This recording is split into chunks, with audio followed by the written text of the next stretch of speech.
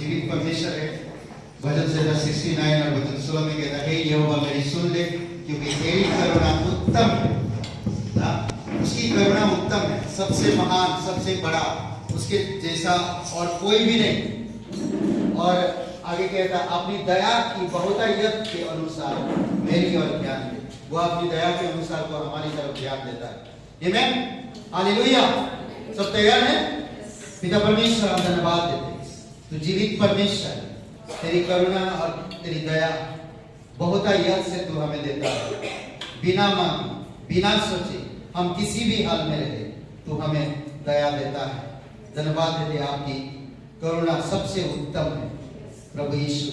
और कोई इस प्रकार की करुणा हमें नहीं दिखा सकता, कोई हम पर इस प्रकार की बहुतायत से दया नहीं दे सकता। धन्यवाद देते, तू हमारी ओर ध्यान देता, तू हमारी ओर ध्यान देता प्रभु यीशु। तू सच्चा और जीवित परमेश्वर, धन्यवाद देते, तेरी महिमा करते। धन्यवाद आपकी अनुग्रह के, धन्यवाद आपकी करुणा और दया के, धन्यवाद देते, यीशु नासरी के नाम से मांगते, आमीन।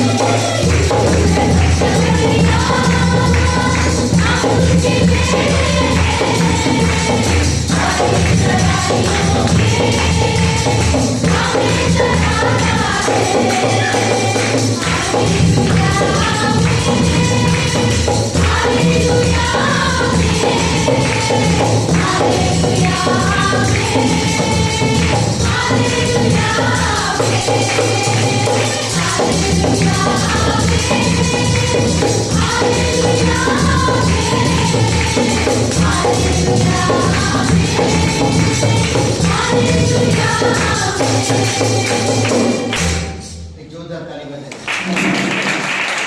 धन्यवाद प्रभु यीशु मसीह, तू सच्चा और जीवित परमेश्वर। धन्यवाद देते पिता, धन्यवाद देते यीशु मसीह, धन्यवाद देते पवित्र आत्मा, धन्यवाद करते कलीसिया को। धन्यवाद आज हम सच्चे दिल से तेरे पास आए हैं, विश्वास के साथ हम तेरी आराधना कर रहे हैं। तू हमारे बीच में मौजूद है। धन्यवाद देते तू हमारा गड़रिया और हम आपकी भेड़े। धन्यवाद देते प्रभु यीशु मसीह, तू हमें उसी जगह पे ले जाता है जहाँ हम संतुष्टि पा सके, जहाँ हम आनंद उठा सके, जहाँ हम शांति से रह सके। धन्यवाद देते प्रभु यीशु मसीह, इस जगह पर तेरी जीवन, तेरी शांति, तेरी मेल मिलाप, तेरी धार्मिकता है।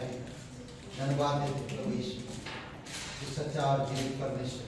तेरी दया और तेरी कृपा के अनुसार तू हमें अगुवाई कर।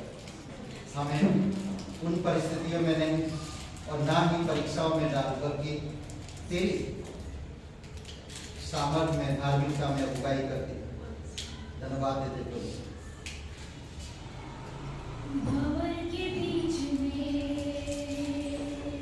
तू कहता है थम जा, तू मेरी ताकत है, तू ही मेरा ईमान। भवन के बीच में तू कहता है थम जा, तू मेरी ताकत है, तू ही मेरा ईमान।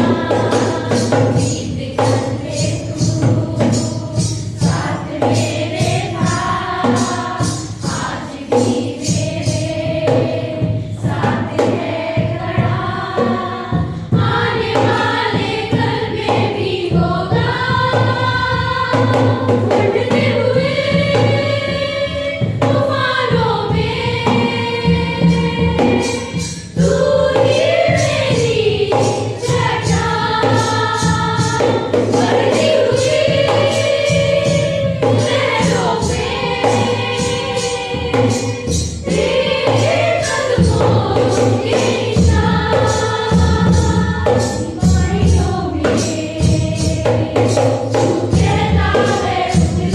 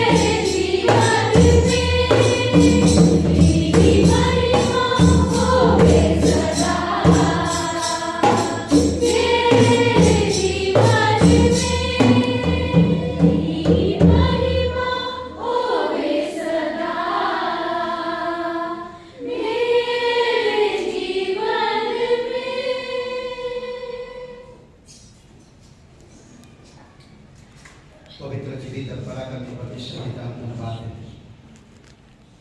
धन्यवाद देते प्रभु, तू सर्वशक्तिमान परमेश्वर, तू अब्राहिम का परमेश्वर, तू इसहाक का परमेश्वर, तू याकूब का परमेश्वर, तू हमारा भी है। धन्यवाद देते प्रभु यीशु, तू हमारी अपराध और गुनाह के लेकर क्रूस पर बलिदान हुआ, कब्र में गया और जी उठा, तू हमारे बीच में मौजूद है। धन्यवाद देते, तेरी महिमा करते, अपने हाथों को उठाकर तेरी आराधना करते। तू जीवित और पराक्रमी परमेश्वर, धन्यवाद।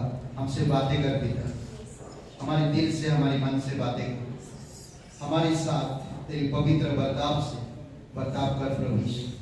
तेरी व्यवस्था को मानने में हमें प्रेरित कर, तेरे पीछे चलने में हमें अगुवाई कर, तेरे वचन को समझने में हमें समझ दे, तेरी बुद्धिमत्ता में रहने में हमें बुद्धि दे प्रभु यीशु। धन्यवाद करते, जीवित और पराक्रमी परमेश्वर, धन्यवाद देते, यीशु नासरी के नाम से मांगते हैं, आमीन। चलो सुनाई दे रहा सबको जय मसीह, सबको जय मसीह, सबको जय मसीह की। धीरे वक्त और धीरे कर देते आप लोग तो कमाल है। ओके, तो आज डायरेक्ट हम लोग संदेश में चलेंगे। आप आपके पड़ोसी से कहिए कि परमेश्वर आज आपसे बातें करे।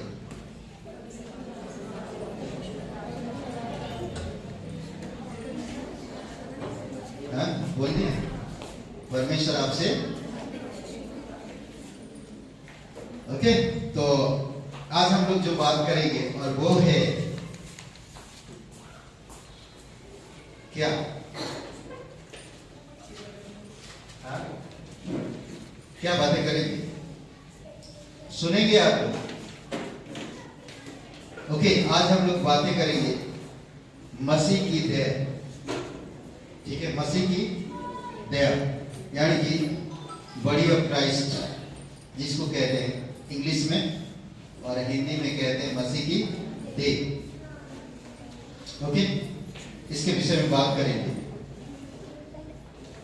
अगर यीशु चट्टान है तो हम पत्थर है, समझ रहे? यीशु बड़ा पत्थर है, बड़ा पत्थर, और हम छोटा पत्थर। पतरस छोटा पत्थर और यीशु बड़ा पत्थर। यीशु ने पतरस को अपने ऊपर रखा और कलीसिया बना। समझ रहे? छोटे के पत्थर के ऊपर बड़ा पत्थर नहीं रख सकते, तो क्या होगा?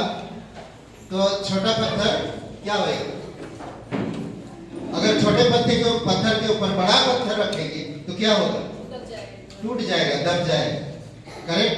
तो इसीलिए यीशु वह चट्टान है और उस चट्टान पर क्या रखा? छोटा पत्थर। चलिए देखते हैं। और वो पत्थर धीरे धीरे 1 2 3 4 5 6 ऐसे बढ़ते बढ़ते बढ़ते बढ़ते क्या बन गया? भवन बन गया, बहुत भवन बन गया। आइए हम लोग प्रार्थना करते हैं और आगे बढ़ते हैं। पिता परमेश्वर, हम धन्यवाद देते हैं। आज धन्यवाद, हम आपसे सुनने के लिए आए। प्रभु, हम बदल नहीं पाते, पर आपकी आत्मा हमें बदलता है। आज हम दिल को खाली करते प्रभु, आप हमें भरो। हम संसार से, हमारी बुद्धि और समझ से नहीं, बल्कि तेरी आत्मा से भरना चाहते हैं। आप हमारी हृदय से बातें करो, समझ दो, अगुवाई करो। धन्यवाद देते प्रभु यीशु, तो सच्चा और जीवित परमेश्वर, तेरी दया और तेरी कृपा के अनुसार दो अगुवाई बातें कर पिता, इस संदेश के द्वारा हम समझ सके। धन्यवाद देते हैं, यीशु नासरी के नाम से मांगते हैं, आमीन। ओके, बॉडी ऑफ क्राइस्ट, मसीह की देह के विषय में आज बात करेंगे। थोड़ा सा परिचय। कलीसिया के लिए इब्रानी शब्द या यूनानी शब्द क्या है? कोई बता सकता है क्या है? यूनानी शब्द क्या है? हाँ, क्या शब्द है? कितना भूलते हैं आप लोग। कितना अच्छा है ना, भूल जाते हैं। अच्छा है कि नहीं? हाँ, कोई चीज भूल जाना अच्छा है कि नहीं? हाँ सर, कुछ बोल नहीं रहे आप लोग। कोई बात नहीं, बोलना अच्छी बात नहीं है। इक्लीसिया, इक्लीसिया, इक्लीसिया का अर्थात या अर्थ बुलाए हुए लोग। आपको मुझे परमेश्वर ने बुलाया और हम कलीसिया को, कलीसिया का मतलब है बुलाए हुए लोग। इक्लीसिया यूनानी शब्द है और नए नियम में कलीसिया को मसीह की देह कहा गया है। कितना अच्छा नाम है, मसीह की देह। कितना अद्भुत बात, मसीह की देह। अद्भुत है। हम सबके पास अपनी अपनी शरीर है, अपनी अपनी शरीर है हमारी सबके पास। इसीलिए मसीह की आत्मिक देह को समझने में ज्यादा कठिनाई नहीं होगी। सहज से हम समझ सकते। अगर हमारी देह सर ना हो तो कैसा लगेगा? अभी एक फ्रेंच वीडियो बनाते जानते हैं, एक मॉल के सामने लोग बैठ के गपशप मारते हैं या कॉफी पीते हैं। ऐसे वक्त एक इंसान ऐसा बनाया, कोट पहना, ऐसा कोट को बनाया कि सर नहीं और वो चल रहा, तो लोग उठ के भागते थे, डरते थे लोग। तो अगर शरीर है और सिर नहीं तो वो शरीर बेकार नहीं। आपका सर ना हो तो आप चल पाएंगे, कुछ कर पाएंगे? आपका शरीर बेकार हो गया, हाथ पैर काम नहीं करेगा। सर से ही शरीर में सब चीजें सप्लाई होती। सुनने के लिए सर से ही आता है, शरीर में जाता है। खाने के लिए सर से ही जाता है, देखने के लिए सर से ही जाता है, ब्लड की सर से ही जाता है। सर में ही कनेक्ट सब चीजें, सब चीज। समझ रहे हैं? इसीलिए हम फुल देह बोलते हैं। थोड़ी समय के लिए सोचिए, आपका शरीर है और सर नहीं तो कैसा? इमेजिन करिए, थोड़ी समय सोचिए, विचार करिए। आपका पति आता है, आपका बिना सर,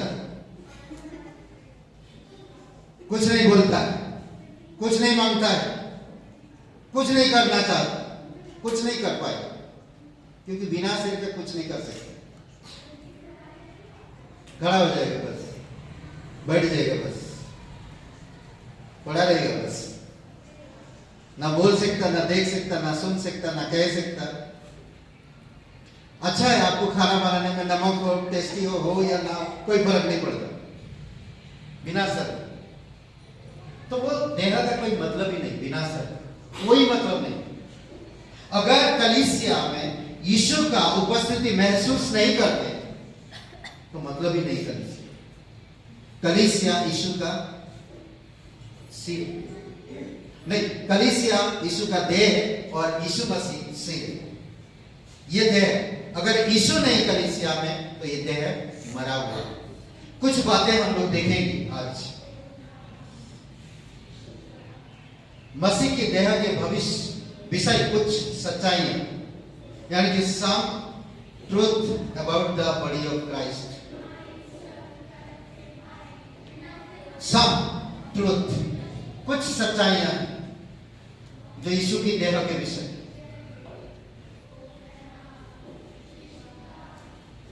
यह मसीह पर बनाई जाएगी। ये जो कलीसिया मसीह पर बनाया गया है। बहुत सारे लोग बोलते ना कि मत्ती का 16-18 में कि यहाँ पर वचन कहता क्या, पतरस द्वारा यीशु को मसीह स्वीकार और मैं भी तुझसे कहता हूं। पतरस के द्वारा जो यीशु मसीह को मसीह स्वीकार करता पतरस, और यीशु मसीह वहां पर उत्तर देता है, मैं भी तुझसे कहता हूं कि तू पतरस है और मैं इस पत्थर पर अपनी कलीसिया बनाऊंगा और अधोलोक के फाटक उस पर प्रबल ना होंगे। ये वचन अगर आप सिंपल पढ़ेंगे ऐसा तो क्या कर, इस पत्थर पर, कई बार समझेंगे आप कि मैं पतरस के ऊपर कलीसिया बना रहा, जी नहीं। पतरस का मतलब एक छोटा पत्थर है और यीशु वह चट्टान है। पतरस चट्टान के ऊपर पतरस को रखना चाहता है। पतरस उद्धार में आया। पतरस वचन 17 में क्या कहता कि तू परमेश्वर का पुत्र मसीह है, और यीशु मसीह कहता है ये मेरे पिता ने तेरे अंदर डाला। आज जो कोई इंसान को सुसमाचार सुनाओ और कहता कि जी मुझे ये सुसमाचार तोड़ दिया, मैं अभी इसी समय यीशु पर विश्वास करना चाहता कि वो मेरा मसीह बन के उद्धारकर्ता के रूप में ग्रहण करना चाहता, उसी समय वो कलीसिया यानी कि प्रभु यीशु मसीह चट्टान में जुड़ जाता है। उस चट्टान वो नींव है और हम एक पत्थर टुकड़ा ईंट की तरह दीवार बनते हैं और फिर इसको भवन कहते हैं। समझ रहे, मसीह ने अपनी कलीसिया बनाया। परमेश्वर ही जो उसे मसीह ही मसीह पर बनाई जाएगी। ये मसीह पर बना और मसीह इसका सिर है। दूसरी बात हम देख सकते हैं, यह मसीह द्वारा बनाई जाए। मसीह पर बनेगा, मसीह द्वारा बनाई जाए। और हम देखते हैं मसीह द्वारा बनाया गया 18 वचन को सही तरह से आप पढ़ते हैं तो इसमें समझ पाएंगे क्या कह रहा। देखिए, मैं भी तुझसे कहता हूं कि तू पतरस है, यानी कि तू एक पत्थर है, और मैं इस पत्थर पर अपनी कलीसिया बनाऊंगा और अधोलोक के फाटक उस पर प्रबल ना होंगे। यीशु ने कलीसिया को स्थापना किया। हम लोग बोलते हैं पवित्र आत्मा जब उतरा तब स्थापना किया, नहीं, यीशु मसीह ऑलरेडी सुसमाचार में कलीसिया को स्थापित कर चुका है। समझ रहे हैं, जब लोग उद्धार पाए तो मिलते गए, जुड़ते गए, का कलीसिया। समझ रहे हैं, प्रेरितों के काम 2:47 में 2:47 परमेश्वर ही है जो उसे बढ़ाता है। कैसे बढ़ाता है? पवित्र आत्मा की सामर्थ्य में इस कलीसिया को बढ़ाता है। ध्यान दीजिए वचन को, विश्वासियों की संगति में किस तरह से बढ़ रहे थे और परमेश्वर की स्तुति करते थे और सब लोग उससे प्रसन्न थे, उनसे प्रसन्न थे, और जो उद्धार पाते थे उनको प्रभु प्रतिदिन उनमें मिला देता था, बढ़ते जाते। पास्टरकाल जब अमेरिका से जब लोग आए मुंबई में तो पास्टरकाल को सुसमाचार मिला, और जब सुसमाचार मिला वो सुसमाचार को ग्रहण किया और वही सुसमाचार उनके जीवन बदल दिया। वो फिर बाइबल स्कूल की, फिर बाइबल स्कूल करके कलीसिया मुंबई में शुरू की, और आज 100 से ऊपर कलीसिया भारत के अंदर। डॉक्टर स्टीवन, एक पर्चा उन्हें मिला, वो ट्रक ड्राइवर थे, एक पर्चा उन्हें मिला और परमेश्वर उन्हें दर्शन दिया, उनका जीवन बदल गया, परमेश्वर को समर्पित हो गए, और परमेश्वर ने उन्हें दर्शन दिया कि पूरी दुनिया में एक दिन तू मिशनरी भेजेगा। आज 800 या 850 कलीसियाएं पूरी दुनिया में, एक अकेला इंसान। कैसे? परमेश्वर जोड़ता, जो परमेश्वर जोड़ते जाता है, लोगों को मिलाते जाता है। यह एक गहन रहस्य है समझना कई बार कठिन था। प्रभु यीशु मसीह चट्टान और हम सब पत्थर। चट्टान के ऊपर देखेंगे घर जब बनता है खुदाई होती है, करेक्ट, फिर उसमें नींव डाली जाती। नींव डालने के बाद नींव जैसा उठाते नहीं, नींव के ऊपर ईंट रखा जाता है, करेक्ट। उसी प्रकार प्रभु यीशु मसीह इस धरती पर आया, अपने आप को सूली पर चढ़ाया। हर एक पापी लोगों के प्रायश्चित के लिए उन्होंने अपना प्राण दिया। इसीलिए प्रभु यीशु मसीह कहा, मैं इस धरती पर सेवा टहल करने के लिए नहीं आया, परंतु बहुतों के लिए अपना प्राण देने के लिए आया।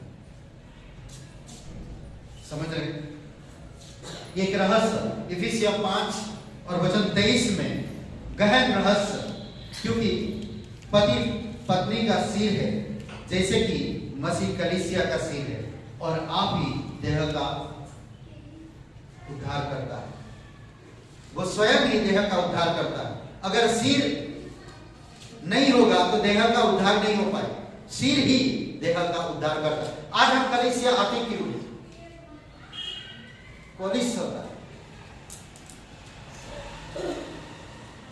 हम परमेश्वर की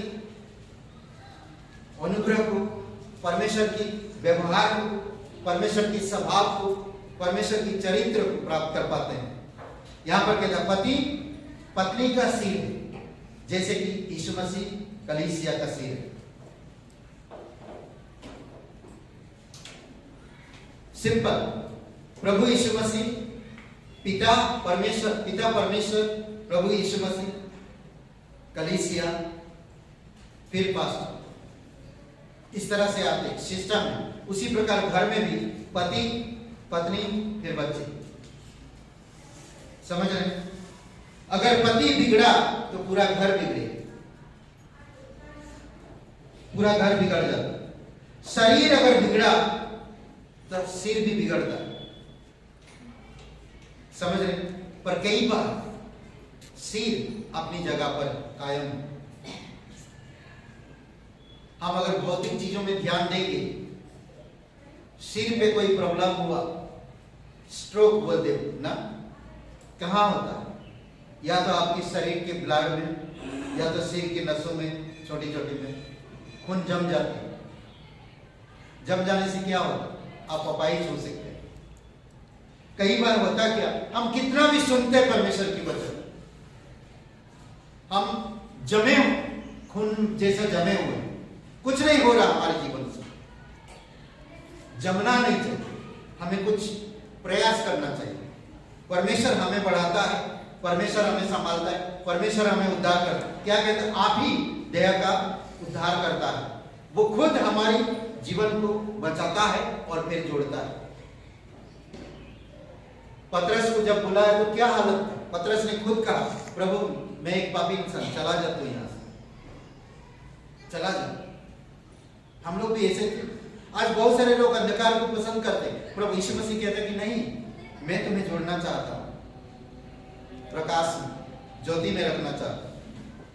मसीह इसे शुद्ध करता है, मसीह इसे शुद्ध करता है। इफिसियों का 5वां अध्याय 25 और 26 वचन में शुद्ध करता है, देह को भी शुद्ध करता, पवित्र रखता। देखिए, हे पत्नियों अपनी अपनी पत्नी से प्रेम, हे पतियों अपनी अपनी पत्नी से प्रेम रखो, जैसा मसीह ने भी कलीसिया से प्रेम करके अपने आप को उनके लिए दे दिया, कि उसको वचन के द्वारा, जबकि जल के स्नान से शुद्ध करके पवित्र बनाए।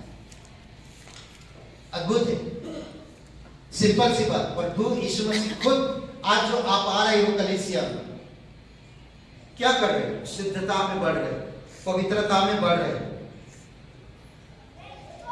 और हम देख सकते हैं यह मनुष्य द्वारा बनाई गई इमारत नहीं है। कलीसिया, बॉडी ऑफ क्राइस्ट, मसीह का देह मनुष्य के द्वारा नहीं बनाई गई। प्रेरितों के काम 7:48 में परंतु परम प्रधान के हाथ के बनाई हुई घरों में परम प्रधान क्या लिखा देखिए जरा पढ़िए, पेज पे काम 7:48।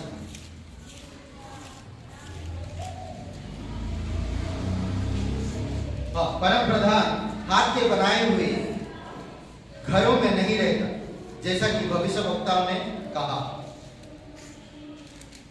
हाथ की बनाई हुई में नहीं रहता, वो खुद बनाया, वो खुद बनाता, खुद बढ़ाता, खुद उसका निर्माण करता, खुद उसका क्या बोलते हैं फिनिशिंग देता, खुद सब कुछ कलीसिया परमेश्वर ही करता है। हम लोग सिर्फ पार्ट है, जुड़े हुए। कई बार हम लोग दिल नहीं खोलते, कई बार हमारी मन नहीं खोलता, कई बार हमारी आंखें नहीं खोलते, कई बार हमारी कान नहीं खोलते। इसी वजह से हम कलीसिया को समझ नहीं पाते। कलीसिया है क्या? कलीसिया यीशु मसीह का शरीर है।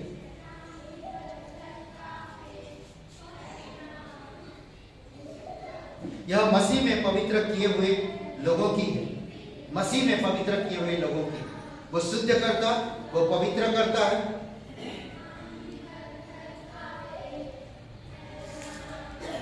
कई बार देखेंगे बहुत सी जगह पे लोग लोगों से नफरत करते, कई बार लोग अपनी शरीर से नफरत करते। बहुत सारे लोगों के मुंह से सुना, शरीर से नफरत करते। ऐसा है कभी होता है क्या? नहीं, मुझे नहीं लगता। शरीर से लोग प्रेम करते, और शरीर के लिए ही तो सब कुछ करते हैं, करेक्ट? शरीर से लोग प्यार करते हैं। आप अपनी शरीर से प्यार करते हैं। अगर आप एक आत्मिक इंसान हो तो आप अपनी शरीर से कितना प्यार करते हैं? जितना आप अपनी शरीर से प्यार करते हैं उतना आप आत्मिक शरीर से प्यार करते हैं। आत्मिक शरीर कौन सा है? कलीसिया। मुझे उतना ही प्यार करना, उससे भी डबल प्यार करना आत्मिक शरीर के लिए, आत्मिक देह के लिए। ये यीशु का देह है जिसमें मैं भी हिस्सा हूं, एक जुड़ा हुआ। यीशु का देह खुरापाती करूं। आप अपनी देह को संभाल सकते हैं, अपने घर को संभाल सकते हैं, अपने घर को सजा सकते हैं, पर कलीसिया एक आत्मिक शरीर का हिस्सा होने के बाद क्या मैं कलीसिया के लिए कोई भी कुछ भी ना करूं तो कैसा लगता है? थोड़ी समय के लिए सोचिए। मैं एक आत्मिक अंग हूं और मैं इस कलीसिया में जुड़ा हूं और मैं कुछ भी नहीं कर रहा।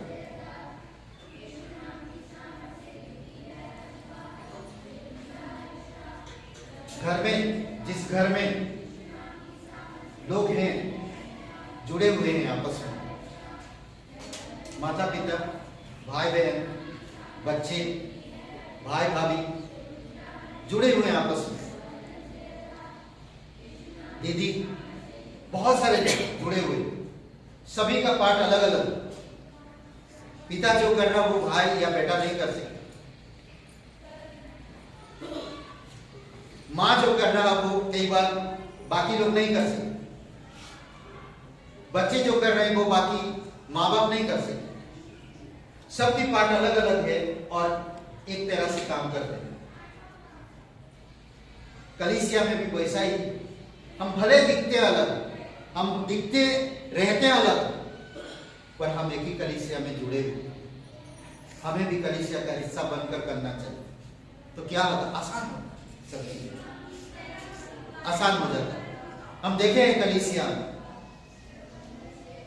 बाल्टीमोर की कलीसिया में हम देखे हैं लाइट बंद करने के लिए किसी को जरूरत नहीं पड़ता, वहां पर खड़ा है कोई लाइट बंद करने के लिए। चेयर को साफ करने के लिए किसी को कहना नहीं पड़ता, वहां पर है चेयर साफ करने के लिए। कलीसिया में टूट गया है तो वो रिपेयर करने के लिए तैयार है। कलीसिया में पेंट निकल गया है तो उसका ध्यान देने के लिए लोग।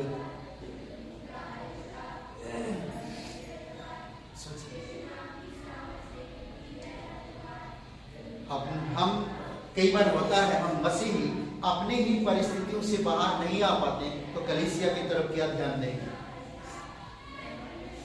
कलीसिया मेरा आत्मिक घर है, ये जो घर है जिससे मैं रोज तनाव में रहता हूँ, रोज चिंताओं में रहता हूँ, रोज झगड़ते रगड़ते हैं, रोज मरते हैं, उसके लिए टैक्स भरना पड़ता है, ये भरना पड़ता, वो भरना पड़ता, जिस घर के लिए हम परेशान रहते हैं। सोचिए, ये घर जो बिना टैक्स का आत्मिक घर है मेरा, इसका मैं कभी देख रेख नहीं कर पा रहा।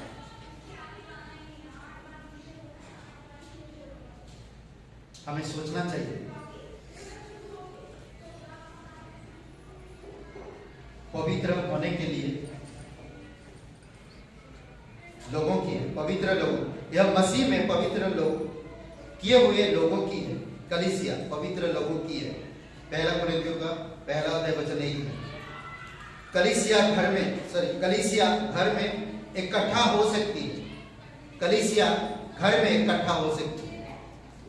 रोमियो का 15:5 में क्या कहता, देखिए, कलीसिया घर में भी हो सकती है। उस कलीसिया को भी नमस्कार जो उनके घर में है। मेरे प्रिय इपेनीतुस को जो मसीह के लिए एशिया का पहला फल है, नमस्कार। घर में भी कलीसिया हो सकती है, पर बोलते ना कि कलीसिया सिर के बिना अधूरा है। इसलिए आपको मुझे समझना, परमेश्वर ही है जो उसके सदस्यों को लाता है, परमेश्वर ही लाता है सदस्यों को, और परमेश्वर जोड़ता और मेल कराता है। अपनी ताकत से नहीं हो पाए। पहला कुरिन्थियों का 12:18, क्योंकि जिस प्रकार देह तो एक है और उसके अंग बहुत से हैं, और उस एक देह के सब अंग बहुत होने पर भी सब मिलकर एक ही देह है, उसी प्रकार मसीह भी है। देह तो एक है पर अंग नहीं, सारे अंगों को, बहुत अंगों को मिलाकर एक देह बना, उसी प्रकार मसीह भी है, मसीह लोगों में भी। समझ रहे? ये था आपका क्या बोलते हैं, ट्रुथ, कुछ सच्चाई। अगर हम प्रभु यीशु मसीह पर विश्वास करते हैं तो आप कलीसिया का एक हिस्सा हो। अगर आप कलीसिया में नहीं हो तो आप उस यीशु मसीह के देह के अंग में जुड़ी नहीं हो। कई बार होता है, इंसान बोलते हैं कि थोड़ा बहुत नाराजगी या परेशानी आ जाती है तो लोग छोड़ देते हैं और कहते हैं हम मसीह, जय मसीह। बहुत से लोग कहते हैं, पर कुछ फायदा नहीं। इसीलिए हमें केयरफुल रहना, सावधान रहना। मुझे कलीसिया में जुड़े एक अंग के नाते मुझे एक होकर रहने के लिए परमेश्वर इजाजत देता, परमेश्वर कहता, इसीलिए मुझे बने रहने के लिए जरूरी है।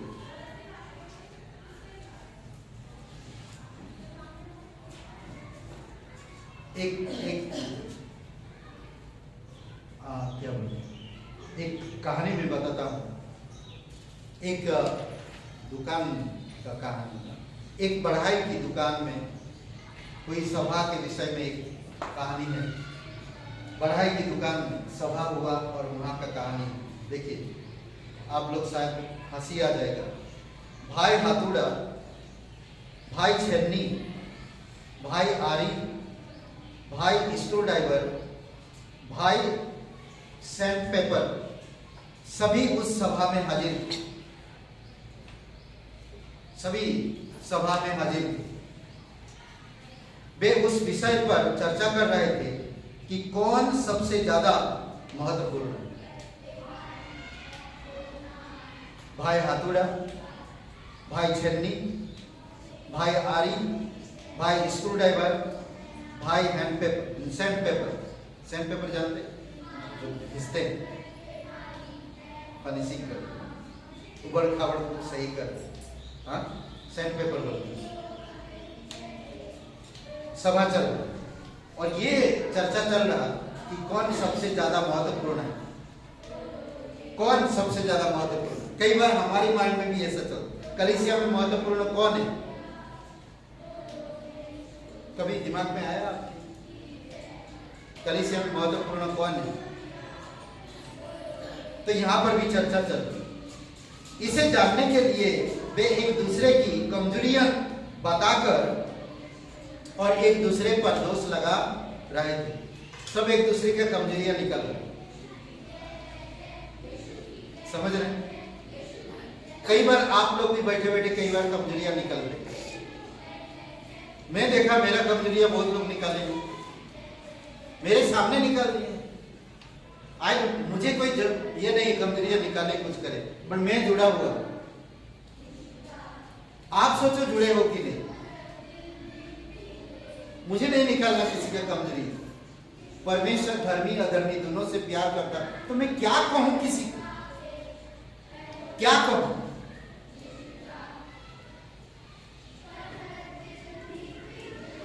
सोचिए, किसी को गिराकर किसी को तारीफ करूं या किसी को उठाकर किसी को गिराऊं? ये परमेश्वर कहता है? नहीं। अगर मैं एक अंग हूं तो कहता पैर तेरा काम बस बेकार हो तुम यार। हाथ कहेगा पैर से, पेट कहेगा पीठ से, अरे तुझे जरूरत नहीं है मेरा, जाओ भागो यहां से। कई बार हम लोग कुछ चीजों को नहीं समझ पाते। कई बार हम लोग सोचते हैं और एक दूसरे की कमजोरी निकालते हैं और उनसे ज्यादा मैं बेटर सोचते हैं। तो यहां पर भी वही हालत है। फिर आगे कहते हैं,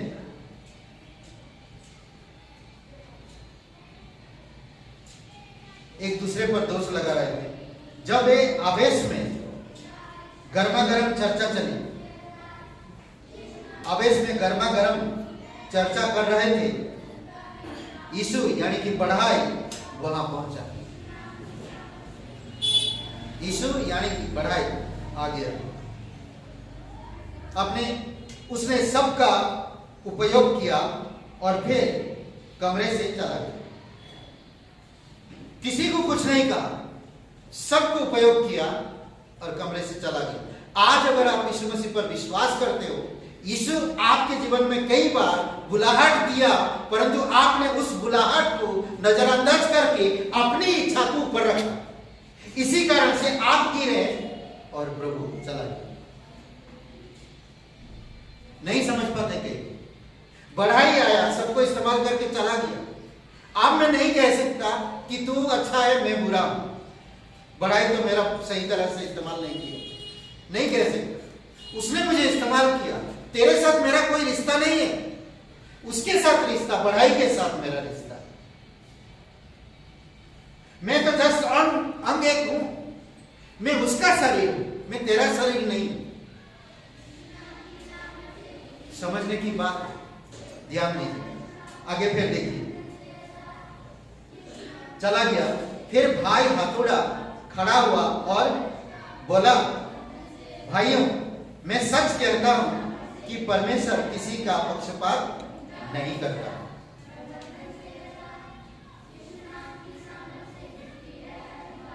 किसी का पक्षपात नहीं करता।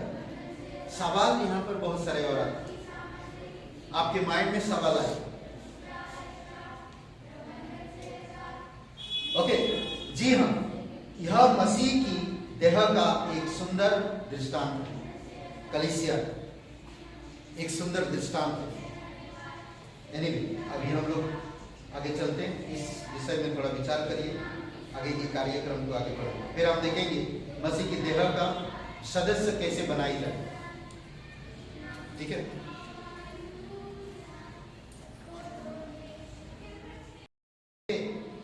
हेलो, आवाज आ रहा है? ओके, ग्रेटर ग्रेस कलीसिया में सब लोगों का स्वागत है। एक जोरदार ताली बजाइए। बहुत बहुत धन्यवाद। कोई नया व्यक्ति है यहाँ पर? कोई नहीं? ओके, बहुत बहुत धन्यवाद। ओके, इब्रानी का 4:12 एक वचन लिखा है, क्योंकि परमेश्वर का वचन जीवित और प्रबल और दुधारी और हर एक दुधारी तलवार से भी बहुत चोखा है और प्राण और आत्मा और गांठ और गुदे को अलग करके आर पार छेदता है और मन की भावनाओं और विचारों को जानता है। ये परमेश्वर की वचन ही है जो हमारी मन की भावनाएं, दिल की भावनाएं और आर पार जब हम सुनते हैं तो हमारी जीवन में काम करते हैं। इसीलिए परमेश्वर की महिमा हो। साप्ताहिक कार्यक्रम में हर मंगलवार को हम लोग अभी प्रे टाइम रखे हैं ऑफिस में 5 से 6 बजे। प्रे फास्टिंग, आप लोग फास्टिंग रख सकते हैं। कलीसिया के लिए खास करके रख रहे हैं अभी, ठीक है। कलीसिया के लिए 1-2 महीना रखते हैं कलीसिया के लिए, ठीक है। और कलीसिया में ऐसे लोग आए जो लीडर आ सके, स्तुति आराधना में लीडर कर सके, यहाँ पर सभा होने से पहले से सब कुछ तैयारी कर सके। ऐसे लोगों को मुझे कलीसिया के लिए जरूरत है, ऐसे लिए प्रार्थना कर रहे हैं। ओके, और सेटअप टीम चाहिए एक अच्छा। ओके, और बुधवार सभा 7 बजे, ओके, ग्रेस ऑफिस में, चर्च ऑफिस में, ठीक है। और इस साप्ताहिक परिवार में मैं हूँ, मेरे परिवार के लिए प्रार्थना करिए। और पास्टर बाबलू वासी चर्च में है, जो अभी वो मध्य प्रदेश में जा रहे हैं, ठीक है। वासी चर्च से, वासी में पास्टर धर्मेश, पास्टर अजय और ये लोग वहाँ से उसको सेंड कर रहे हैं, मध्य प्रदेश में शुरू कर रहे हैं, मध्य प्रदेश में। तो उनके लिए प्रार्थना में रखिए कि वो परमेश्वर उनको अगुवाई करे। प्रार्थना करें प्रीति सिर दर्द के लिए और रचना जी उनकी बेटी के लिए, संतान से आशीष हो, स्त्रियों की मतलब आशा जी और शिल्पा कांता में। ओके, बहुत बहुत धन्यवाद आप सभी लोगों का आने के लिए। और ऑफरिंग है, उसके बाद हम लोग आगे जो संदेश दिलाएंगे। हम लोग थोड़ा देखेंगे दान के विषय में, गिविंग, देना, केवल दान देना नहीं, देना। उसके लिए वचन संहिता 112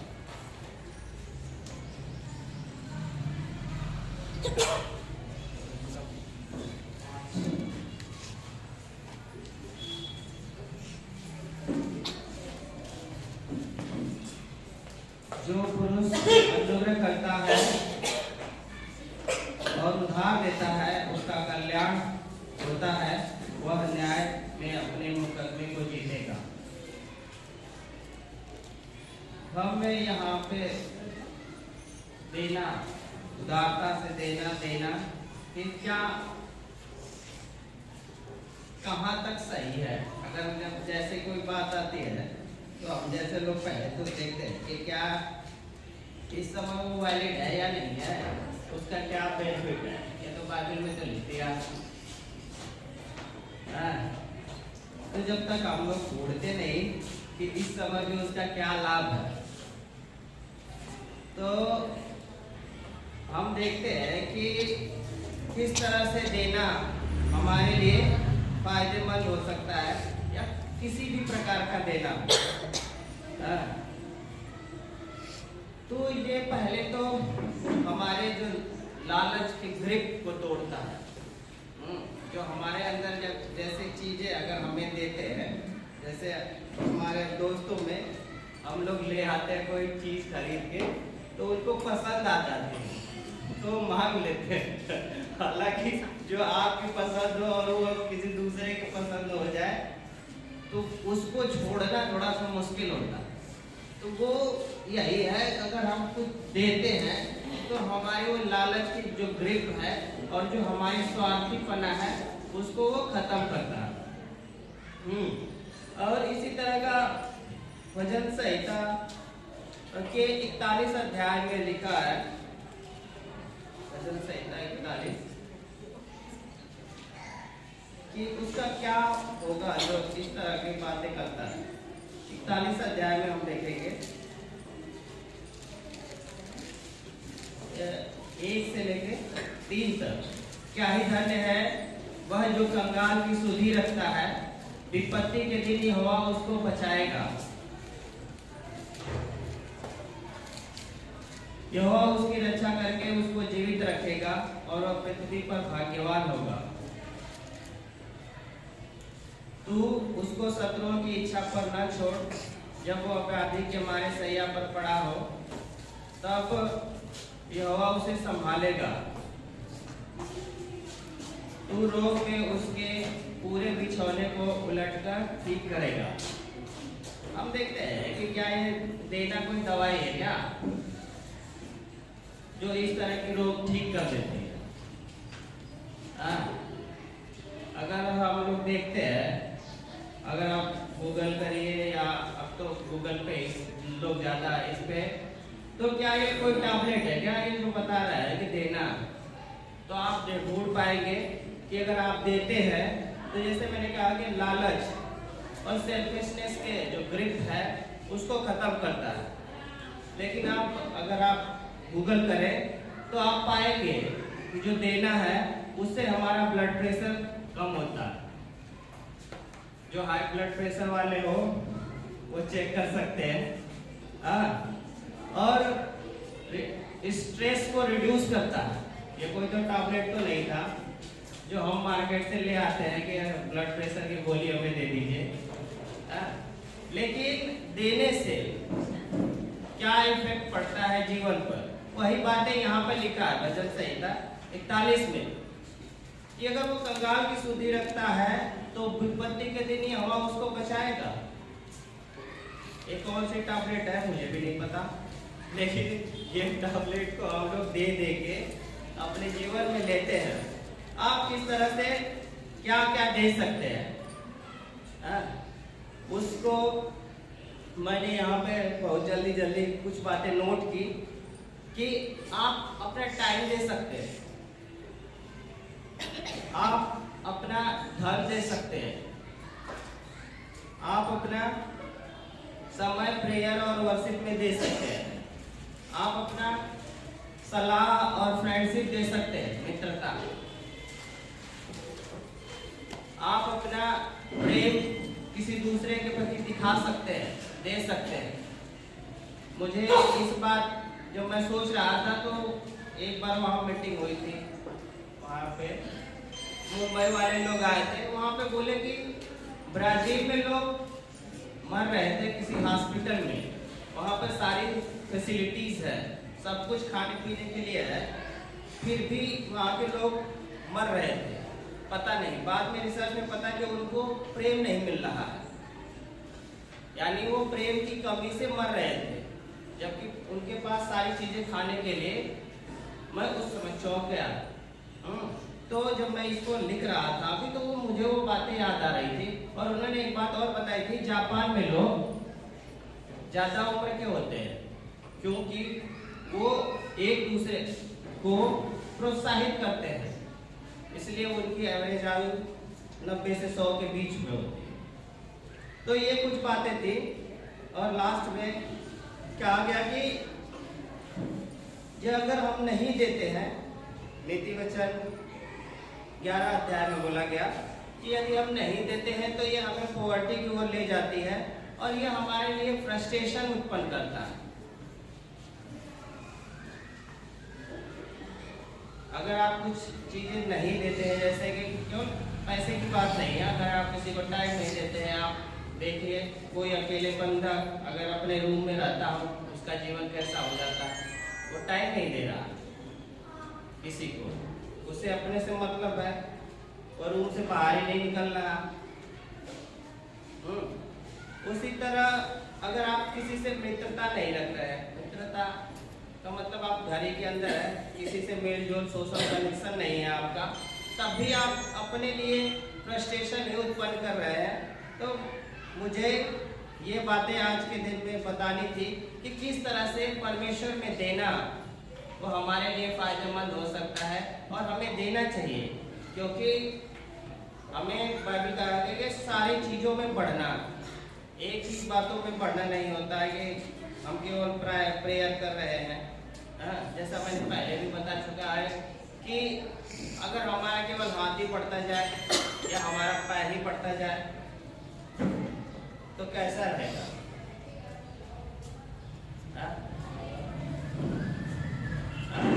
एक होता है कि इसको कैंसर बोलते हैं।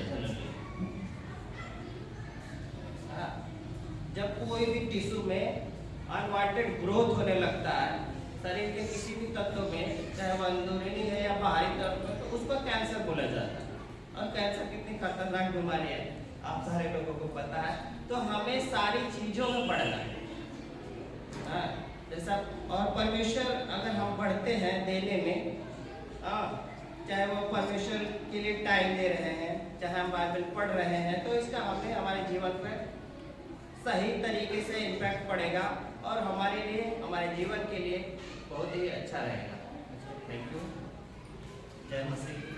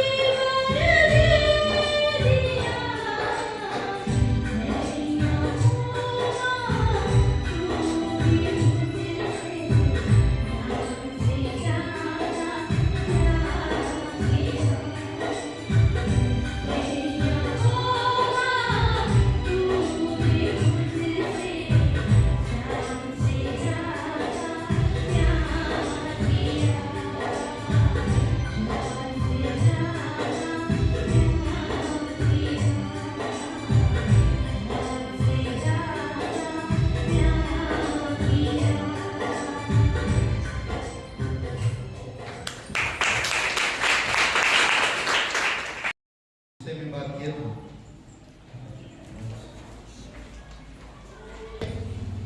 दया का इब्रानी शब्द क्या था? चाकर। चाकर। इसका मतलब परमेश्वर से मनुष्य का परमेश्वर से मनुष्य का परमेश्वर का मनुष्य का परमेश्वर के साथ व्यवहार मनुष्य का परमेश्वर के साथ व्यवहार और अलग अलग रूप से अलग अलग तरीके से करें। ओके, अभी जो हम लोग बात की कलीसिया के ऊपर, बॉडी ऑफ क्राइस्ट,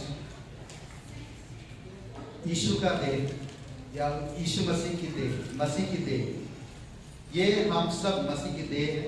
और जो भी हम लोग बात की उसमें थोड़ा सा आप लोग डिस्कशन करिए और आपकी पड़ोसी से कहिए कि मैं भी एक कलीसिया का अंग हूँ, मैं देह का अंग हूँ। और डिस्कशन करिए, बातचीत करिए, जो भी हम लोग संदेश अभी तक बात किए।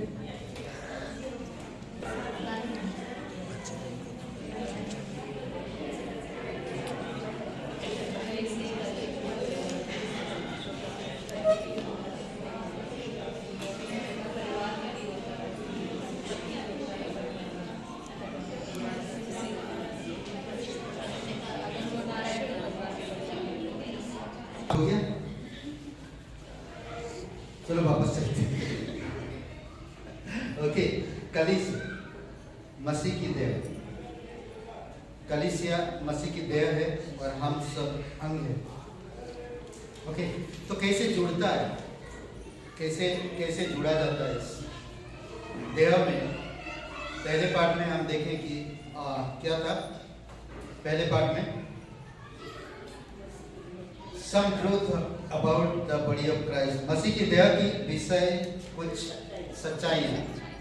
अब हम लोग देखेंगे थोड़ा सा मसीह की देह का सदस्य कैसे बनाई जाए, कैसे बनाएंगे, क्या बोलते हैं, मसीह की देह की सदस्यता कैसे बनाएंगे? ठीक सोचो, ठीक सोचो, ठीक सोचो, मतलब सोचो कैसे बनाएंगे मसीह की देह को, कैसे बढ़ाएंगे? ओके, मैं सिंपल, आपके शरीर को कैसे बढ़ाते हैं, मतलब कैसे आप उसका पौष्टिक खाना दें और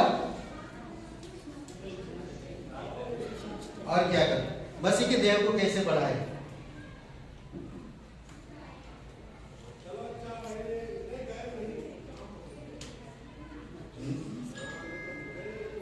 कैसे बढ़ाएं? कुछ तो बोलिए, मुझे मत बोलिए, विचार करिए, कैसे बढ़ाएं, कैसे बढ़ाएं? कुछ तो सोचिए। हाँ, अच्छे से देखभाल करके। ओके, और क्या? आपको मैं अपने शरीर के बारे में नहीं बोल रहा हूँ, मैं आत्मिक शरीर के बारे में बोल रहा हूँ। मसीह के देह को कैसे बढ़ाएंगे? यहाँ पर क्या बोला? मसीह की देह का सदस्य कैसे बनाई जाए, कैसे बनाएंगे? वचन से। ओके, संगति करके। ओके, और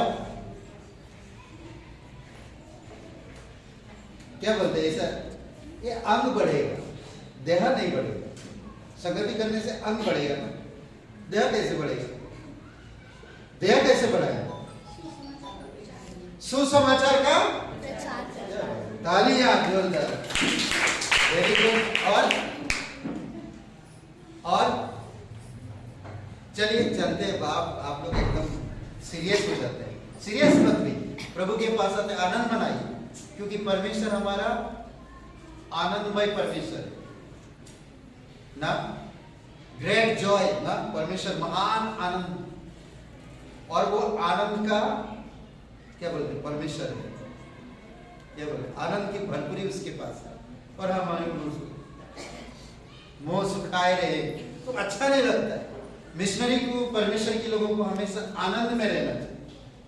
आपके पास क्या है क्या नहीं उससे फिक्र मत करो, आपके पास परमेश्वर है ये फिक्र करो। आनंदमय रहो हमेशा। कुछ सवाल आएगा, कुछ जवाब नहीं मेरे पास, तो मैं दुखी क्यों हूं? जवाब मिल जाएगा, परमेश्वर देगा, उसका पास्टर देगा, उसका दास देगा, धीरे धीरे सिखाएगा, वो हमें फीलिंग करता है ना। एनीवे चलते हैं हम प्रेरितों के काम 2:27 में। यहाँ पर क्या कर रहे हैं?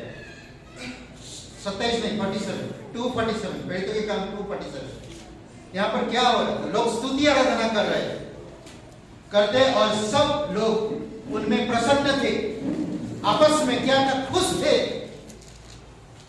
क्या थे? खुशी था, आनंद था। वो षड्यंत्र नहीं रच रहे थे या कोई और नहीं, वो परमेश्वर में खुश थे।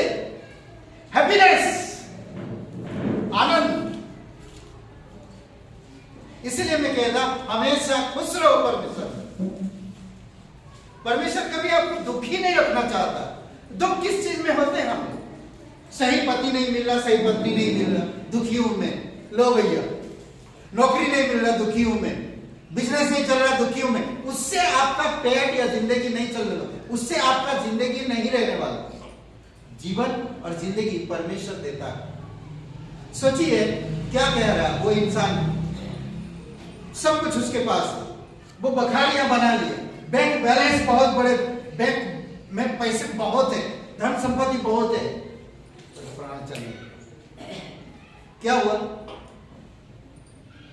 जिसके लिए कड़ी मेहनत की, खुश था, आज रात को ही, हे प्राण तेरे पास बहुत संपत्ति है, आनंद कर और चैन से रहे, मर गया कल सूरज ही निकल। धन्यवाद करिए, आपके पास कुछ नहीं, आपके पास आनंदमय परमेश्वर है। इसलिए हैप्पी रहिए। आपको इस जगह पर परमेश्वर बुलाए। इक्लेसिया का मतलब क्या? बुलाए हुए लोग, आप बुलाए गए हो, आप इनविटेशन किए गए, आप बुलाए गए हो, आप निमंत्रण वाले लोग, आपको बुलाया गया। स्पेशली परमेश्वर आपको बुलाया, समझ रहे हैं? तो सोचिए कि जिसको आप बुलाते हो, आप उसका कैसे ध्यान रखते हो? करेक्ट? तो आप बुलाए गए लोग। ये सोचिए, मैं एक बुलाया गया इंसान, परमेश्वर ने मुझे बुलाया। मैं कैसे दुखी, क्या हुआ मेरा? क्या बताओ, आज पत्नी के साथ लड़ाई हो गई। क्या बताओ प्रभु, क्या क्या हो रहा समझ में नहीं आ रहा। हाँ? क्या हुआ? क्या बताऊं? बताने के लिए तो बहुत कुछ नहीं बताऊं। ये नहीं हो रहा, वो नहीं हो रहा। हम लोग किस चीज में डूबे? परमेश्वर आपको बुलाए, परमेश्वर आपका जीवन बनाएगा, परमेश्वर आपका भविष्य का देखभाल करेगा, परमेश्वर आपको खुश रखे, परमेश्वर आपको चंगाई रखे, परमेश्वर आपको पवित्र बनाए, परमेश्वर आपको जीवन में जोड़ा। करेक्ट? तो वो लोग क्या थे? खुश थे, हैप्पीनेस। और जो लोग उद्धार पाते थे, उनको प्रतिदिन प्रभु क्या करता था? मिलाता। आप लोग खुशी नहीं, आपको दुख देखकर तुम खुद खुश नहीं हो, मैं कैसे आऊं? करेक्ट? आप लड़ाई झगड़ा छोड़ता नहीं, आपका घर कभी शांति नहीं, मैं आऊंगा तो शांति नहीं है। इस कारण क्या? मैं, हम खुश नहीं प्रभु में, हम आनंदित नहीं। हमें जो उद्धार मिला, उस उद्धार को समझ नहीं पा रहे। हम जो कलीसिया मिला, उस कलीसिया को समझ नहीं पा रहे। हमें जो परमेश्वर मिला, उस परमेश्वर को समझ नहीं पा रहे। हमारी हर दिन की रोज की रोटी में डूबे हुए और उसी में खोए हुए। इसी कारण से दूसरा कोई देखता हमें, तो तुम्हारे जीवन में कुछ ब्लेसिंग नहीं, तो मुझे कैसे ब्लेसिंग मिलेगा? तुम खुद खुश नहीं रहते हो, तुम्हारा चेहरा हमेशा उतरा रहता है ना, तुम्हारे घर में तनाव रहता है, पैसों की घटी रहता है, क्या कर दुनिया। करेक्ट ना? जब आप खुशी नहीं हो तो कौन आएगा आपके पास? कोई नहीं आएगा। जब उद्धार पाते थे लोग, जुड़ते थे, कलीसिया में जुड़ जाते थे, लोग खुश रहते थे, आपस में खुशियां मनाते थे, खुश रहते थे वचन में। समझ रहे? नेक्स्ट कहता प्रकाशन में। क्या आपको प्रकाशन मिला है या नहीं? क्या यीशु मसीह को मामूली समझ रहे हैं, या आप उसको सच में आपका उद्धारकर्ता के रूप में बहुत सीरियस हो रहे हैं? सीरियस होना चाहिए, समझ रहे? पतरस को जब पूछा गया, पतरस ने कहा मुझे लोग क्या कहते हैं? यीशु मसीह ने कहा कि लोग मुझे क्या कहते हैं? कोई कहता है एलिया, कोई कहता है यूहन्ना बपतिस्मा देने वाला, कोई कहता है भविष्यवक्ता, कोई कहता आप नबी हो, करेक्ट? कोई कहता आप पतरस, तुम क्या कहते हो? पढ़िए मत्ती का 16-17 वचन, 16 वचन, 16, 17, 18 तीनों वचन पढ़िए। मत्ती का 16। शमूएल पतरस ने उत्तर दिया, तू जीवते परमेश्वर का पुत्र मसीह है। यीशु ने उसको उत्तर दिया, हे शमूएल योना के पुत्र, तू धन्य है, क्योंकि मांस और लहू ने नहीं, परंतु मेरे पिता ने जो स्वर्ग में है ये बात तुझ पर प्रकट की है। बस क्या कहा पतरस ने? क्या कहा? तू पवित्र परमेश्वर का पुत्र मसीह है। यह प्रकाशन है, सबके सामने उसने कहा यह प्रकाशन है। तभी प्रभु यीशु मसीह ने कहा मांस और लहू से नहीं। आज बहुत सारे लोगों की आदतों से देखोगे वो मांस और लहू से चलते हैं, परमेश्वर की प्रकाशन से नहीं, परमेश्वर का भय उनके अंदर नहीं, परमेश्वर का डर उनके अंदर नहीं। परमेश्वर उनको कभी उनकी प्रार्थना का उत्तर नहीं मिला। क्यों? क्योंकि वो अपनी ताकत, अपनी इच्छा, अपनी बुद्धि के साथ चलना चाहते हैं। इसी कारण से उनके जीवन में प्रकाशन हुआ ही नहीं। आज लोग प्रार्थना करने में कांपते हैं, आज लोग यहाँ कुछ गवाही देने में कांपते हैं। मेरी गवाही बताते, अपनी अपनी गवाही बताते। यीशु की गवाही बताना, हमें आपको गवाही के रूप में बुलाया गया है, समझ रहे? प्रकाशन, प्रभु का प्रकाशन। इसलिए तो बाइबल स्कूल में आना, इसलिए सीखना, इसलिए रात दिन प्रे करना। कोई चीज की कमी है प्रे करो, कोई चीज की घटी है प्रे करो, कोई बीमार है प्रे करो, कई कलीसिया में प्रोग्राम हो, चलो संगति करो, कुछ पास्टर बोल रहे बता लिखे बताओ। यही तो प्रकाशन, समझ? क्या कहते हो पतरस? यीशु ने खुद कहा, तुम क्या कहते हो? पतरस उठा और कहा, तू जीवित परमेश्वर का पुत्र मसीह है।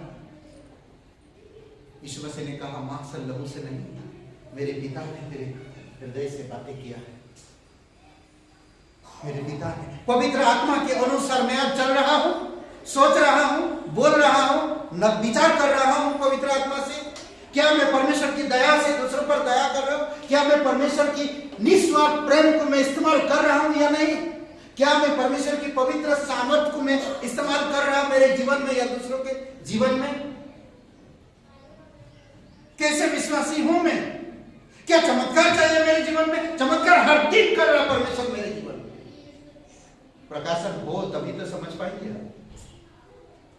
प्रकाशन ना होने के कारण हम समझ नहीं पाते हैं। प्रकाशन होना जरूरी। प्रकाशन जब होएगा वो मसीह में मजबूत और डटे रहेंगे, कलीसिया डटे रहेंगे,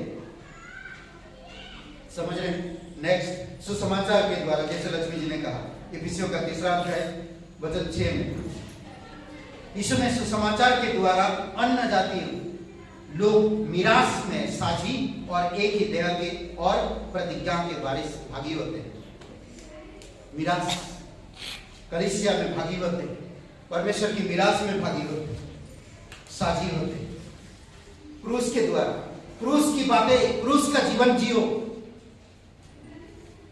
क्रूस की बातें आपके माइंड में रहे, डरे नहीं ना, क्रूस की बातें। इफिसियों का 2 अध्याय वचन 16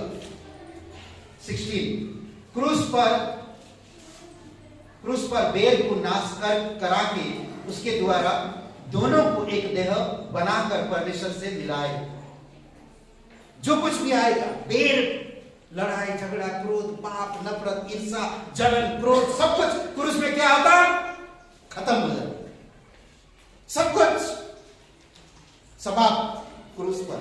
अगर मैं क्रूस का जीवन नहीं जी रहा हूं, क्रूस के द्वारा क्रूस के द्वारा हम लोगों को ला सकते हैं। अगर आप किसी को ला रहे हो, अरे वहां चलो, अच्छा अच्छा समोसा मिलता है, बिरयानी मिलता है, कपड़े देते हैं, अब एक प्रभु के साथ जाओ तो बहुत आशीष मिलेगा, बहुत कुछ मिलेगा। क्रूस है ही नहीं यहाँ पर।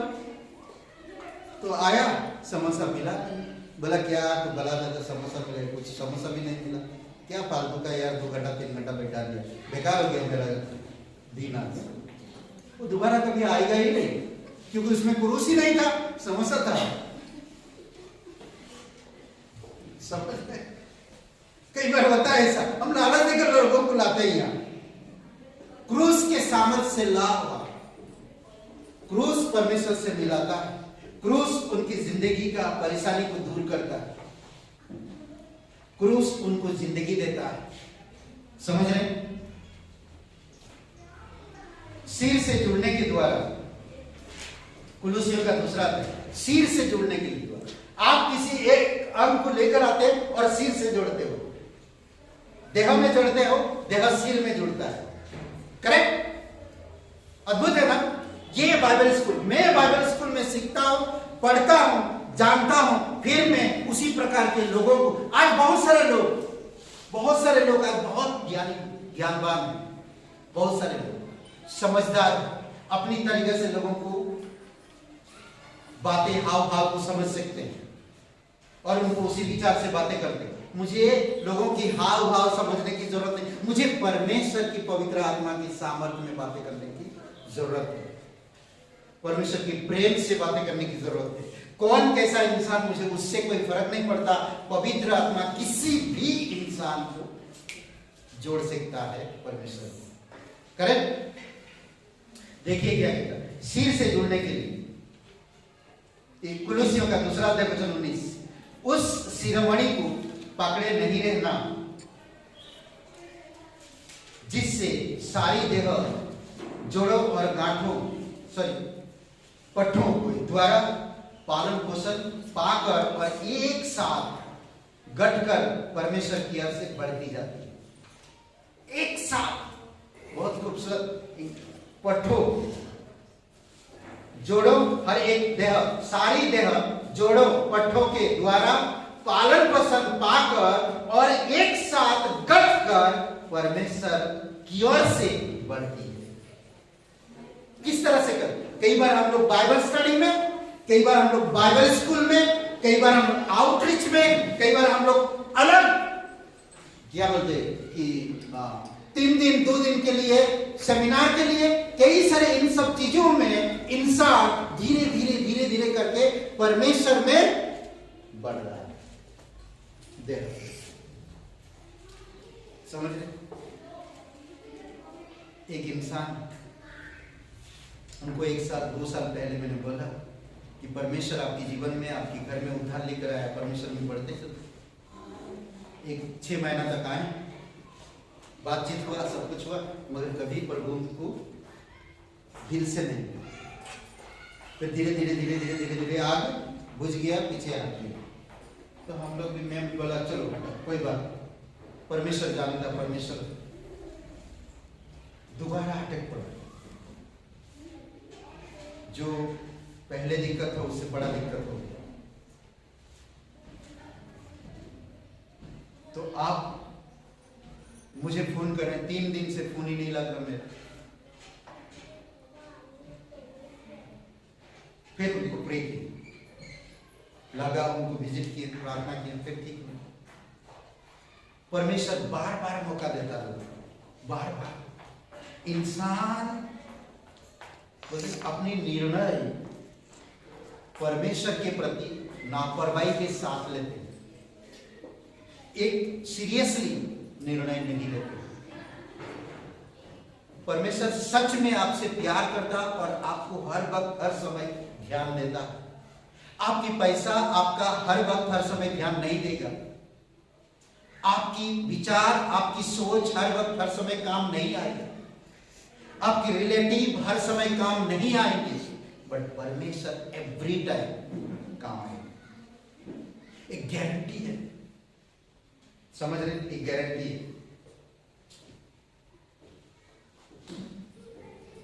जुड़ते रहो, सिर से। सिर के बिना शरीर क्या है? मरा हुआ। समझ रहे हैं? एक आत्मा के द्वारा जुड़ते हैं, सदस्यता में जुड़ते हैं एक आत्मा के द्वारा। देखिए पहला कुरिन्थियों का 12, क्योंकि हम सब ने, क्या यहूदी हो क्या यूनानी, क्या दास क्या स्वतंत्र, एक ही आत्मा के द्वारा एक देह होने के लिए बपतिस्मा लिया और हम सबको एक ही आत्मा पिलाया गया है। हम सब में एक ही आत्मा काम किया है, कोई दूसरा नहीं। हम सब का डीएनए एक ही है, यीशु का लहू, यीशु की आत्मा हम सब में। सोचिए थोड़ी समय के डीएनए ना, हमारा सबका डीएनए एक ही है, मिलता जुलता डीएनए, एकदम मिलता जुलता नहीं, मिलता है, ऐसा डीएनए है। समझ रहे हैं? एक ही है, एक ही आत्मा के द्वारा हम सदस्यता में जुड़ते हैं, समान बोझ के द्वारा। बोझ सबके पास सब समान बोझ होना चाहिए। समान बोझ मतलब समझ रहे हैं? बोझ क्या है? हाँ, बोझ क्या है? समान बोझ। क्या बोझ मतलब क्या? यहां पर कोई आकर क्या सोच रहा, और कुछ कोई अलग सोच रहा, और कुछ कोई अलग सोच रहा, और कुछ कोई अलग सोच रहा, तो एक जैसा बोझ नहीं है। बोझ, समान बोझ। ओके, एक वचन पढ़िए, पहला कुरिन्थियों का 12, 15 वचन और 25 वचन। यदि पाव कहे, पाव मतलब पैर, पाव कहे मैं हाथ नहीं इसलिए देह का नहीं, तो क्या वह इस कारण देह का नहीं है? पैर के मैं हाथ नहीं हूं इसलिए मैं शरीर का नहीं हूं, वो कहता है। हाथ कहता मैं पैर नहीं हूं इसलिए मैं शरीर का नहीं हूं, तो क्या वो ये दोनों शरीर का नहीं है? है ना शरीर में? कहे या ना कहे, शरीर में तो हो। हे पैर चुप रहे, तो अपने आप को बड़ा सियाना दिखा रहा ना। हाथ नहीं हो तो क्या हो गया? पैर हुआ तो शरीर का नहीं है। अब सुनिए 25 वचन में, ताकि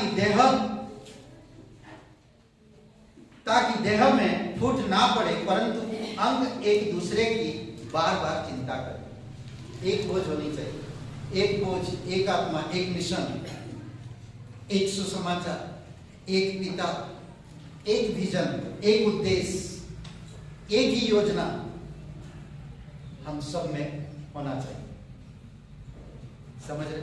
आत्मा कैसे जीते, कलीसिया कैसे बढ़ाएं, परमेश्वर का मिशन को आगे कैसे ले जाएं, एक ही तरह से सोचते हैं। समझ रहे? ये था सदस्यता में कैसे बनाए, सदस्यता कैसे बनाए। और हम थोड़ा सा बताते हैं, थोड़ा मसीह की देह का महत्व क्या है, कलीसिया का महत्व क्या है, यानी कि यीशु की देह का महत्व क्या है। अंधलोक उस पर प्रबल नहीं होता है, अंधलोक उस पर प्रबल नहीं होता। मत्ती 16:18 में परमेश्वर के लिए फल लाती है, ये परमेश्वर के लिए क्या लाता है? फल लाता है। समझ रहे हैं?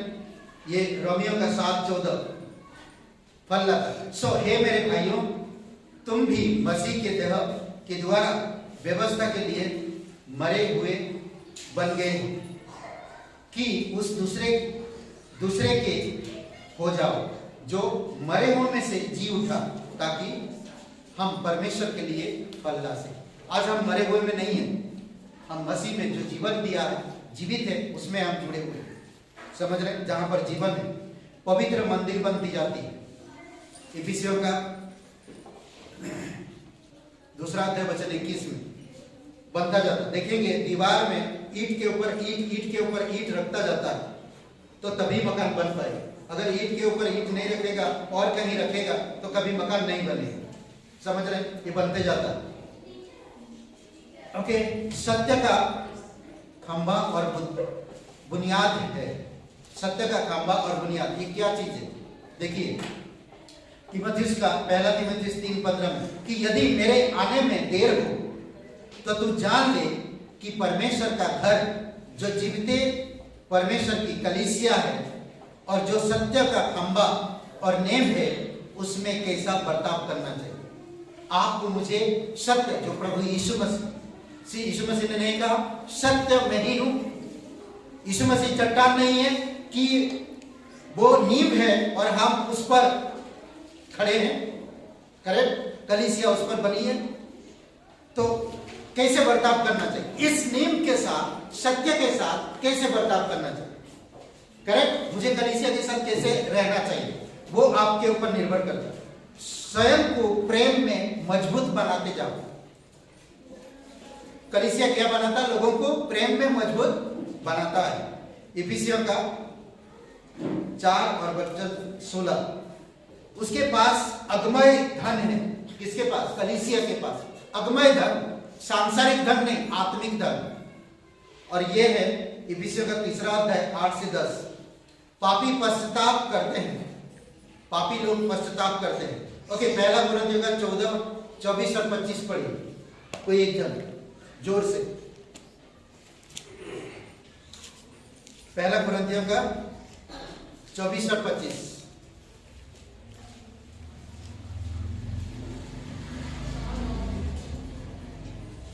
परंतु यदि सब भविष्यवाणियां करने लगे और कोई अविश्वासी या बाहर वाला मनुष्य भीतर आ जाए तो सब उसे दोषी ठहरा देंगे और परख लेंगे और उसके मन में भेद प्रकट हो जाएंगे और तब वह मुंह के बल गिरकर परमेश्वर को दंडवत करेगा और मान लेगा कि सचमुच परमेश्वर तुम्हारे बीच में। ओके, यहाँ पर अगर सत्य नहीं, यहाँ पर अगर पश्चाताप नहीं, यहाँ पर अगर यीशु की महिमा नहीं, तो कोई इंसान आएगा तो वो जान नहीं पाएगा वो क्या रहा पाएगा। इसीलिए कलीसिया के द्वारा उद्धार मिलता है, पापों की क्षमा मिलती है। इसीलिए जरूरी है कि हम लोग को समझना और जानना कि परमेश्वर किस तरह से कलीसिया के द्वारा, यीशु की देह के द्वारा लोगों को पवित्र करता, लोगों को बढ़ाता, लोगों को सिद्ध करता। और अंधे लोग कभी इस पर प्रबल नहीं हो सकते। आप कह सकते हैं ना, अंधकार की शक्तियों से आप कह सकते मैं यीशु के देह का अंग हूं, तू मुझे छू नहीं सकता, तू मुझे छू नहीं सकता। समझ रहे? इसीलिए जरूरी है, जिस तरह कहानी हम लोग बताएं, बढ़ाई कौन था? यीशु। उसने आकर सबको इस्तेमाल किया। आप आज नहीं काल कहीं ना कहीं इस्तेमाल होंगे। कई बार हो सकता हमारी पास्टर लीडर जैसे हम चाहते वैसे हमारे साथ बर्ताव नहीं करते, हमारी दिल को तोड़ते, पर हमें परमेश्वर को देखना है। हो सकता है कोई भाई बहन हमें आरोप लगा रहे, हमारी कमजोरियों को उजागर करते हैं, दिल तोड़ते हैं, हमारे मन को भटका देते हैं। बट आप प्रभु में जुड़े हो, कलीसिया में बने रहो। कलीसिया यीशु मसीह का शरीर है और इस शरीर का अंग आप हो। और यीशु सिर, बिना सिर की देह बेकार है। सिर में ही सारी सिस्टम है, समझ रहे? सिर में ही सब कुछ सिस्टम है। सिर के बिना अब कुछ नहीं हो सकता, समझ रहे? इसीलिए प्रभु यीशु मसीह को सिर है। और यीशु अगर वो बड़ा पत्थर है, पतरस छोटा पत्थर है, आप और मैं छोटा सा पत्थर है, हम ईट एक ईट है और यीशु नींव है। ईट को नींव के ऊपर रखा जाता है तो वो बनते जाते हैं। हम सब एक एक ईट है। मैं नहीं कह सकता मैं पत्थर, मैं भी एक जलता हुआ भट्टी से निकला हुआ ईट हूं, जो नींव के ऊपर रखा जाएगा, फिर धीरे धीरे दीवार बनेगी और बनते बनते एक दिन महल बनेगा। महल बनते बनते एक दिन दूसरा महल बनेगा, तीसरा महल बनेगा, चौथा महल बनेगा। हाँ, अलग अलग जिलाओं में जाएगा, महल बनेगा ना, है? बनेगा या नहीं? कोई कुछ बोले नहीं, बनता है इसी तरह से। हमें समझना कि मसीह की देह का महत्व क्या है, मसीह का देह में कौन जुड़ता है, कैसे जुड़ते हैं, परमेश्वर की सब चीजें जुड़ता है, हम लोग कुछ नहीं कर सकते। और जरूरी है, इसीलिए मसीह के देह का मतलब कलीसिया के यूनानी शब्द क्या बोला था मैंने? यूनानी शब्द भूलिएगा नहीं, यूनानी शब्द क्या था? कलीसिया का सब एक साथ बोले इक्लीसिया। इंग्लिश में बोलते हैं इक्लीसियास्टिक। इसका अर्थ क्या है? बुलाए गए लोग, बुलाए हुए लोग, करेक्ट, बुलाए हुए लोग। हम सब बुलाए गए और हम कलीसिया का क्या है? देह। समझ रहे हैं? आइए प्रार्थना करते हैं। पिता परमेश्वर, प्रभु यीशु मसीह, हम धन्यवाद देते हैं और एक शुभ अवसर आप हमें दिए। धन्यवाद हमारी अपराध और गुनाह को क्षमा करने के लिए, हमारे पापों को हमेशा के लिए दूर करने के लिए। धन्यवाद आज इस कलीसिया में हमें लेकर आने के लिए। तू हमें बुलाया, तू हमें चुना, तू हमें इस कलीसिया में देह में जोड़ा पिता। धन्यवाद देते प्रभु यीशु, धन्यवाद देते। यहाँ पर कोई भाई बहन आप पहले कभी विश्वास नहीं किए, आज आपके पास मौका है। प्रभु यीशु मसीह आप और मेरे लिए, हम सभी के लिए क्रूस पर बलिदान हुए। हम पापी होने के कारण हम सब नहीं जा सकते थे, हम उद्धार नहीं प्राप्त कर सकते थे, परंतु प्रभु यीशु मसीह हमारे पापों के लिए सर छोड़कर इस धरती पर उतर आए और हमारे लिए क्रूस पर बलिदान हुए, कब्र में गए और तीसरे दिन मरे उनसे जी उठे। वो जीवित परमेश्वर, वो हमारे पापों को माफ करते हैं, वो हमें नया जीवन देते हैं। हमें परमेश्वर की कलीसिया में, परमेश्वर में, अनंत जीवन में हमें लाने के लिए वो सब कुछ पूरा कर दिए। आज से विश्वास के द्वारा हम कलीसिया में या परमेश्वर में या उद्धार पा सकते हैं। अगर आप विश्वास करना चाहते, उद्धार पाना चाहते, अनंत जीवन पाना चाहते, तो मेरे साथ ही प्रार्थना करें। कहिए, हे यीशु, मैं जानता हूँ मैं एक पापी इंसान हूँ, मैं खुद को नहीं बचा सकता। मैं धन्यवाद देता हूँ तो मेरे पापों के लिए क्रूस पर बलिदान हुआ, कब्र में गया, तीसरे दिन मरे हुए में से जी उठा। हे यीशु, मुझे माफ कर दीजिए, मेरे हृदय में आइए।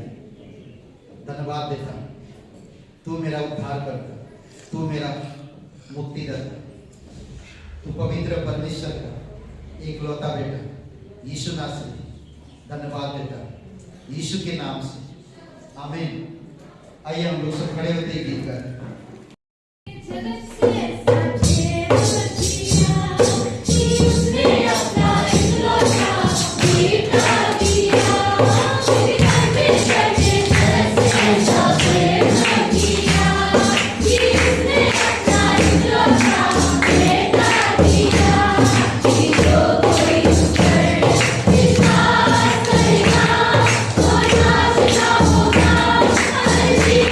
Bye.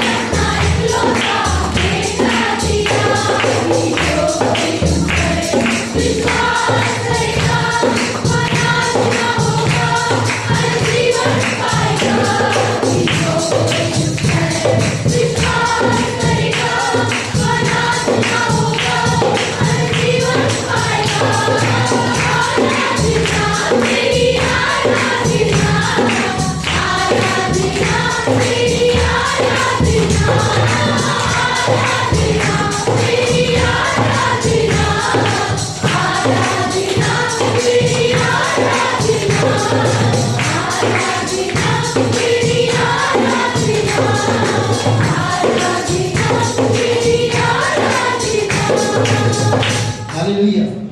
बुधवार को बुद्धिमान लोग, इस विषय में बात करेंगे। बुधवार बुद्धिमान लोग, कौन है बुद्धिमान लोग? बुधवार को पता चलेगा। ठीक है, बुद्धिमान लोग कौन है ना, हम लोग इस विषय में बुधवार को बात करेंगे। और मंगलवार को फास्टिंग प्रे है 5 से 6 बजे ग्रेड ऑफिस में। आप सभी का स्वागत है। फास्टिंग रख सकते हैं कलीसिया के लिए, ठीक है, मजबूती के लिए। और अगली हफ्ता 11 बजे सभा होगा और 1 बजे खत्म होगा और 1 बजे से 2 बजे क्लास होगा। तो बुक लेते आइएगा अगली बार आप अपने हाथ में, ठीक है। अगली बार क्लास होगा तो सभी का, जो भी लोग क्लास करते क्लास का बुक लेते आइए, ठीक है। आइए प्रार्थना करें। पिता परमेश्वर, आप धन्यवाद देते, तू दयालु और करुणामय परमेश्वर, प्रत्येक देह को तू उद्धार करता है, तू देखभाल करता है, तू उसे मजबूत बनाता है, तू उसको अगुवाई करता है। कोई भी अगर एक उंगली में भी अगर चोट लगता है तो पूरे शरीर हिल जाता है, पूरे शरीर में तकलीफ आता है। प्रभु यीशु, आज अगर कोई भाई बहन दर्द से गुजर रहे हैं, सिर में दर्द या कोई बीमारी है या फाइनेंस की प्रॉब्लम है या कोई पारिवारिक तनाव है, या कोई अंदरूनी प्रॉब्लम है, प्रभु यीशु तेरे नाम से दूर होने पर, और हमारी सभी की प्रार्थना है आप उन सभी लोगों को तेरी दया और कृपा में बनाए रखो और उनकी हर एक कमजोरी में आप मदद करो। तो सच्चा और जीवित परमेश्वर, यहाँ पर सभी लोगों के लिए, सभी भाई बहनों के लिए तेरी दया और कृपा, तेरी अनुग्रह, तेरी चंगाई हमेशा बनी हो। धन्यवाद देते, जीवित और पराक्रमी परमेश्वर, अगुवाई करो। जो लोग नहीं भी आए आप उन्हें भी सुरक्षित करो। धन्यवाद देते, प्रीति के लिए पिता छुओं से बल और शक्ति दो। रामचंद्र जी के लिए पिता प्रार्थना करते उत्तर किया, आप उनको स्पर्श करो। प्रभु यीशु, धन्यवाद देते, सच्चा और जीवित परमेश्वर, दयालु और करुणामय परमेश्वर, पिता हम प्रार्थना करते सुभद्रा जी के लिए प्रभु तेरी दया और कृपा उन पर बनाए रखो। प्रभु यीशु, तू सच्चा और जीवित परमेश्वर, धन्यवाद देते, तू राजाओं का राजा, तू प्रभुओं का प्रभु, तू जीवित परमेश्वर, आप कृपा करो। धन्यवाद देते, अभिषेक करो इस समय।